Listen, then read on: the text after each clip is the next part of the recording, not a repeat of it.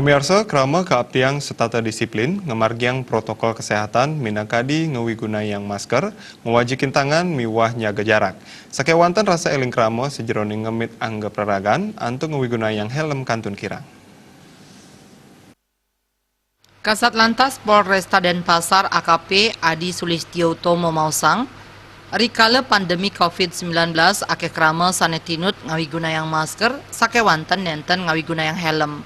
Kasat Lantas taler nguningayang, berlalu lintas ring tengahing pandemi, personilnya ne akeh manggihin pengendara eling ngawigunayang masker, nanging nenten ngawigunayang helm. Kaptiang, maka kalih kawigunayang rikala ring margi pinakut sahe ngemit angge suang-suang. Sajroning puncak peringatan Hari Lalu Lintas Bayangkara Kaping 6-5, AKP Adi taler ngewacen sambutan Kepala Korps Lalu Lintas Kakor-Lantas Polri Inspektur Jenderal Polisi Istiono sane daging nyani nugesang personil ngemargiang tugas sajroning fungsi kepolisian. Polantas patut sayan becik antuk inisiatif pinake penggerak revolusi mental utamanya nih sane mempaiketan ring fungsi lalu lintas.